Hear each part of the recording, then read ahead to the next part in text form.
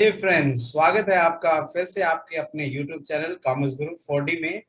तो आज की इस वीडियो में हम बात करने वाले हैं accounting ratios. Accounting ratios class 12th accountancy का बहुत ही इंपॉर्टेंट चैप्टर है जो पार्ट 2 में है एनालिसिस ऑफ फाइनेंशियल स्टेटमेंट की। और ये चैप्टर हमारे प्रोजेक्ट के लिए भी बहुत इंपॉर्टेंट है। तो प्रोजेक्ट के पॉइंट ऑफ व्यू से वाइवा के प्रेपरेशन के लिए ये अकाउंटिंग रेशियो के ऊपर मैं वीडियो आपके लिए लेके आया हूँ। इस अकाउंटिंग रेशियो की वीडियो में हम अकाउंटिंग रेशियोज के बारे में पढ़ने वाले हैं।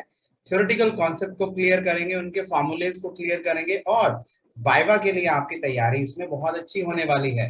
तो वीडियो को लास्ट तक देखें और अगर आप यूट्यूब चैनल पर पहली बार आए हैं मेरे, तो यूट्यूब चैनल को सब्सक्राइब करें और बेल आइकन जरूर दबाएं ताकि आपको लेटेस्ट वीडियो की नोटिफिकेशन मिलती रहे।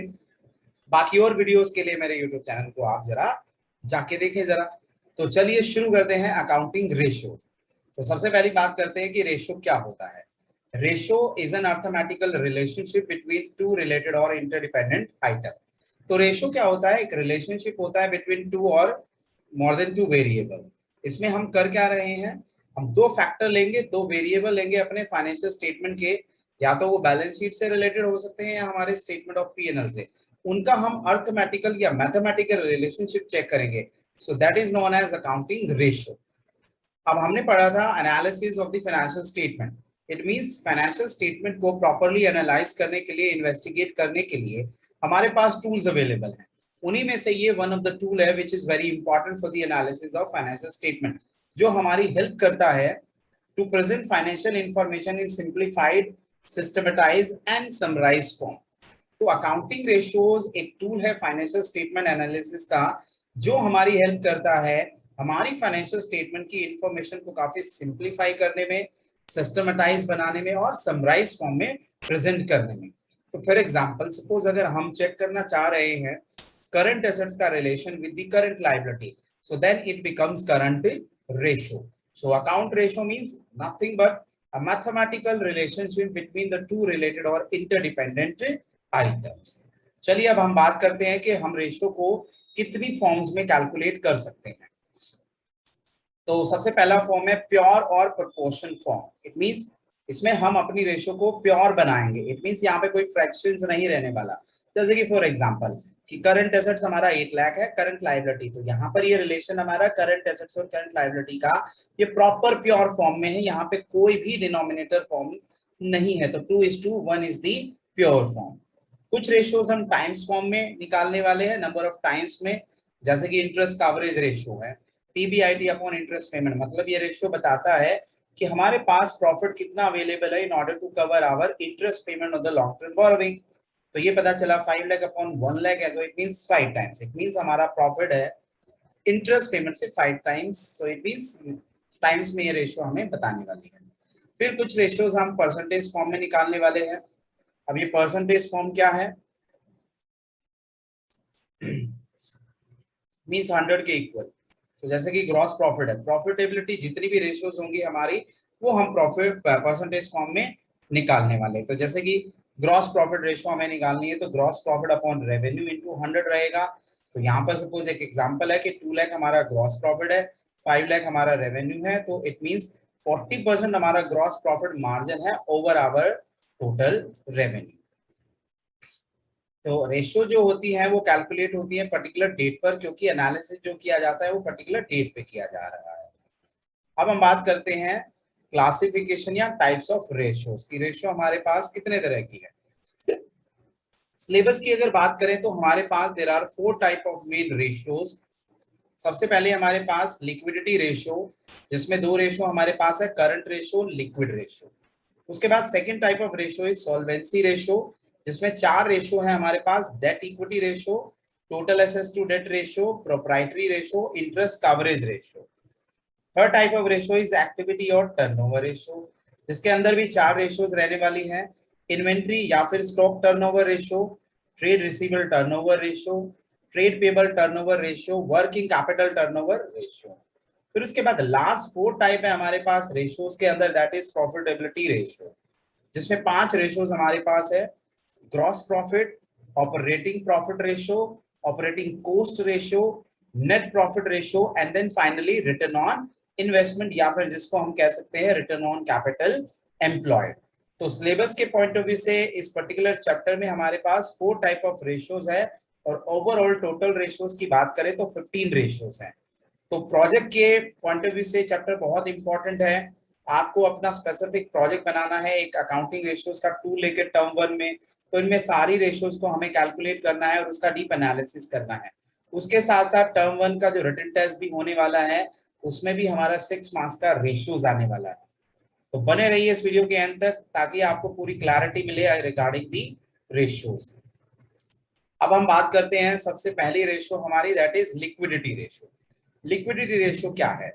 These ratios are calculated to have knowledge about short-term solvency of business, that is firm's ability to meet its current obligation। अगर हम बात करें लिक्विडिटी वर्ड का, it means convertibility into cash.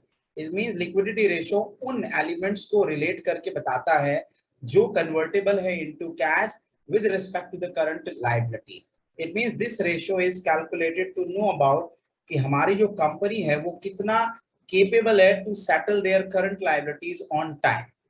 तो liquidity ratio में हमारे पास 2 रेशियो रहेंगी।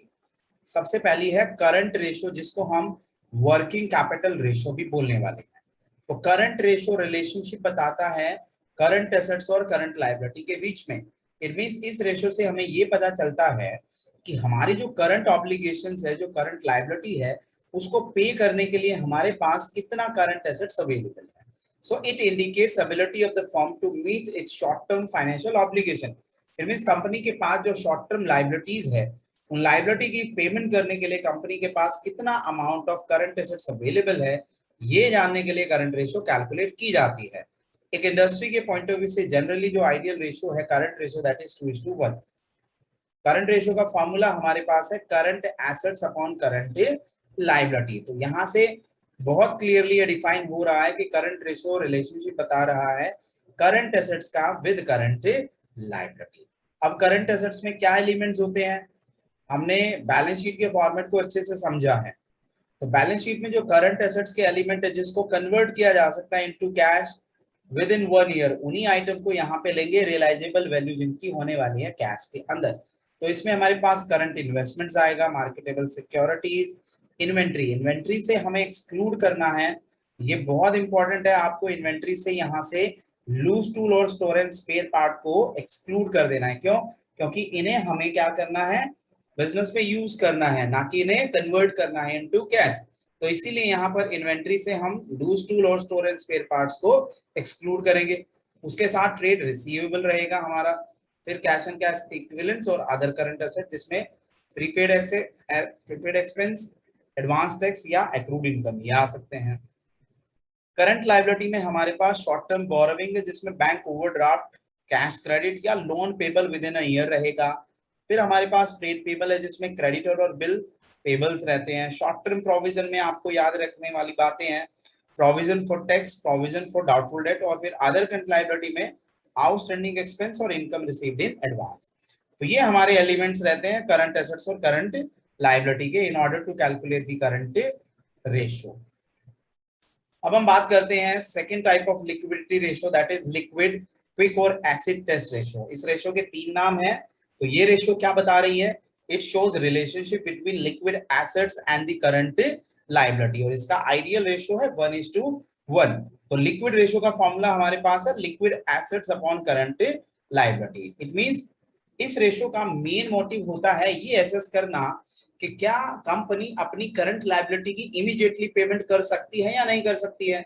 तो फॉर एग्जांपल अगर हमें करंट लायबिलिटी पे करनी है 1 रुपीज, तो डेफिनेटली उस मोमेंट पर हमारे पास अगर 1 रुपीज अवेलेबल है तो देन हमारा काम चल जाएगा and we are able to make the payment of the current liability. तो शॉर्ट टर्म फाइनेंशियल ऑब्लिगेशन को कितना इमीडिएटली कंपनी पे कर देती है, ये जानने के लिए हम लिक्विड क्विक और एसिड टेस्ट रेशियो कैलकुलेट करते हैं जिसका फॉर्मूला है हमारे पास liquid assets upon current liability. अब लिक्विड एसेट क्या है, those assets which are convertible into cash within very short period of time. जैसे कि हमारे पास करंट एसेट्स हैं, करंट एसेट्स में से अगर हम इन्वेंट्रीज हटा दे, प्रीपेड एक्सपेंस हटा दे, क्यों? क्योंकि ये 2 आइटम ऐसे हैं जो हमारा बहुत जल्दी कैश में कन्वर्ट होने वाला नहीं है। तो इसीलिए हम लिक्विड एसेट्स में वही करंट एसेट्स का पार्ट लेंगे which are converted into cash within very short period of time. तो लिक्विड रेशियो का हमारा आइडियल रेशियो रहेगा 1:1। तो और कुछ एग्जांपल फॉर्मूले हैं यहाँ पे जो हमें करंट रेशियो और लिक्विड रेशियो निकालते हुए बहुत हेल्पफुल होने वाले हैं। एक हमारे पास वर्किंग कैपिटल का फॉर्मूला रहने वाला है current assets minus current liability. तो अगर हमें करंट रेशियो चाहिए तो करंट एसेट्स निकालना पड़ेगा, करंट लायबिलिटी। तो इस तरीके से वर्किंग कैपिटल के फॉर्मूले से करंट एसेट्स का फॉर्मूला बनाया जा सकता है और करंट लायबिलिटी का भी बनाया जा सकता है। एक और फॉर्मूला है जो हेल्पफुल रहेगा यहाँ पे, टोटल डेट। टोटल डेट का मतलब है यहाँ पे टोटल लायबिलिटी, जिसको हम नॉन करंट लायबिलिटी और करंट लायबिलिटी बोलते हैं। तो नॉन करंट लायबिलिटी मतलब लॉन्ग टर्म डेट और करंट लायबिलिटी मतलब शॉर्ट टर्म डेट। तो यहाँ से करंट लायबिलिटी निकाला जा सकता है अगर हम टोटल डेट में से माइनस कर दे total current non current liability. तो इस तरीके से ये भी फॉर्मूले हमारे हेल्पफुल रहने वाले हैं to find out the current ratio and the liquidity ratio. तो चलिए अब हम बात करते हैं अपना second type of ratio, that is solvency ratio. अभी लिक्विडिटी रेशियो में हमें ये पता चला कि कंपनी जो है अपनी करंट ऑब्लिगेशंस को पे करने में कितना एबल है, केपेबल है। ऐसे ही हमारी जो लॉन्ग टर्म फाइनेंशियल बर्डन है, इट मींस हमारी जो लॉन्ग टर्म लायबिलिटी है उसको पे करने की जो केपेबिलिटी एसेस करने के लिए जो रेशियो हम कैलकुलेट करते हैं उसे सॉल्वेंसी रेशियो कहते हैं।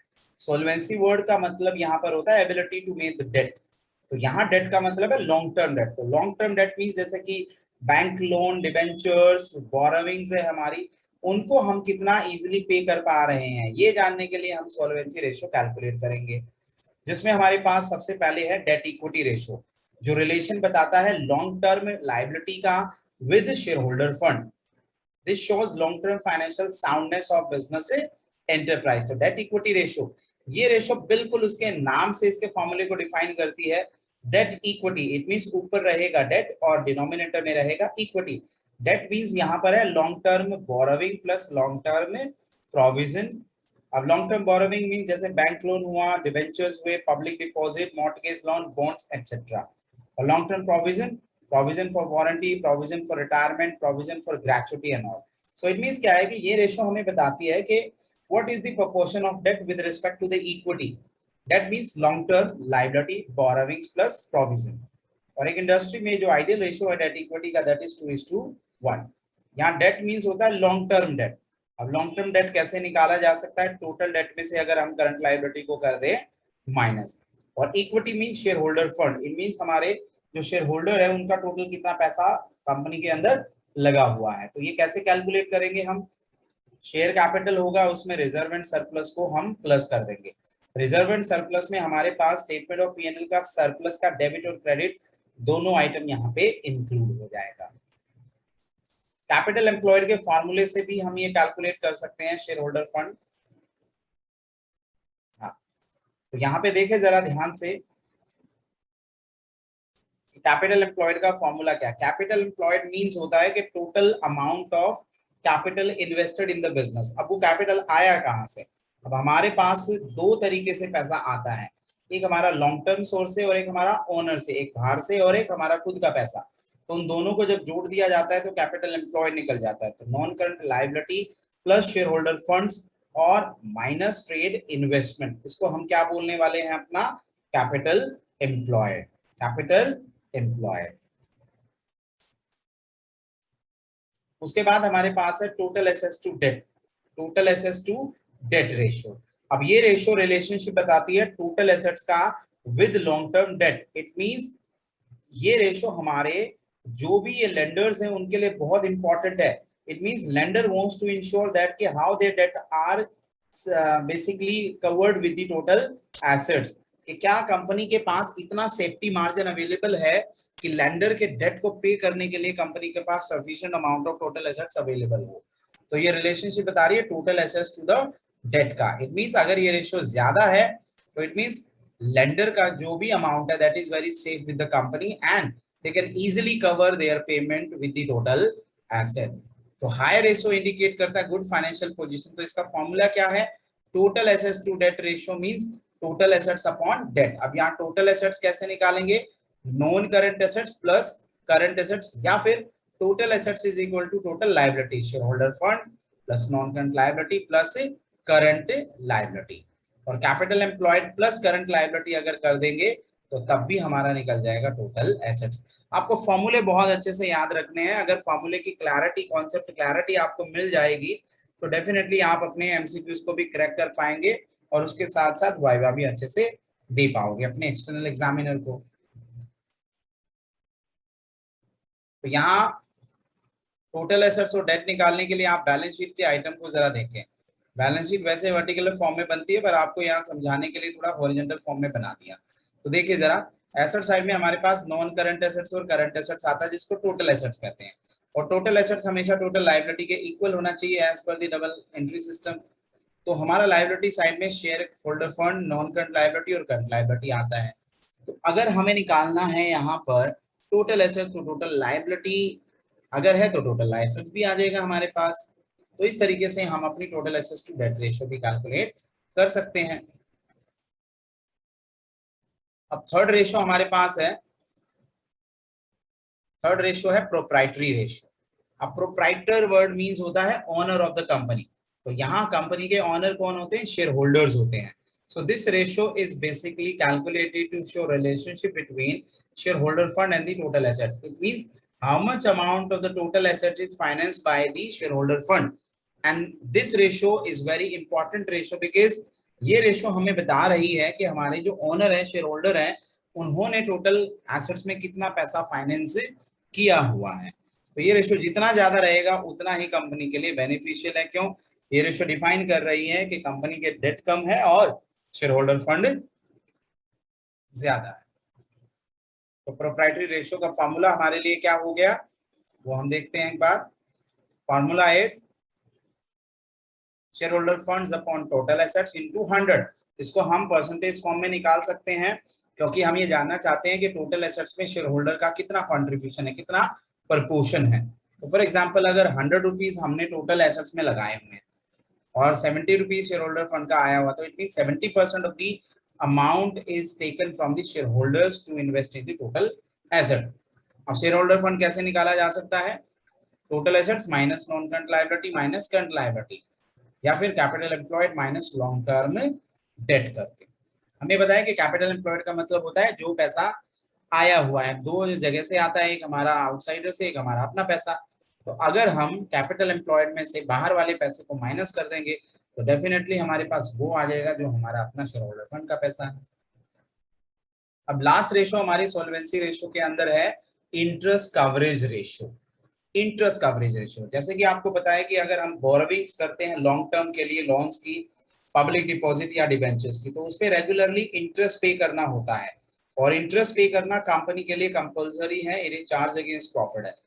तो अब यहाँ पर कंपनी ये इंश्योर करना चाहती है कि whether the company is covering the interest payment with the amount of the profit or not, and this ratio is also important to the lender, bankers and all, क्योंकि लोन देने से पहले वो कंपनी की इंटरेस्ट कवरेज रेशियो को check करना चाहती है कि क्या कंपनी इस पोजीशन में है कि वो इंटरेस्ट पेमेंट को इजीली कवर कर पाएगी या नहीं कर पाएगी। तो this ratio establishes relationship between profit before interest and tax and interest payment of the borrowing. It means how much amount of the profit before interest or tax available in order to cover the interest payment of the long-term borrowings। तो ये ratio बहुत important है। Company अगर loan लेने जाती है तो interest coverage ratio अच्छा होना जरूरी है।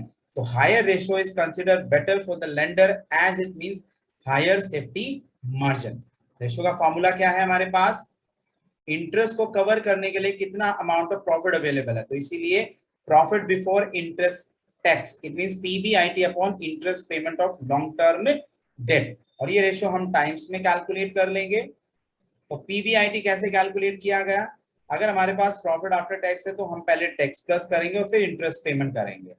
अब पीएटी हम पीबीटी के थ्रू निकाल सकते हैं। अगर टैक्स अमाउंट में अवेलेबल नहीं है, रेट की फॉर्म में है, तो हम क्या करेंगे? PBT upon 1 minus tax rate करेंगे तो पीएटी हमारे पास आ जाएगा। क्लियर है? हाँ, ओ सॉरी, ये हमारा जो फॉर्मूला है थोड़ा गलत हो गया, हमें पीबीटी यहाँ पे डालना था। तो पीबीटी का फॉर्मूला क्या रहा? PAT upon 1 minus tax rate रहने वाला है। तो interest payments are calculated on long terms borrowing.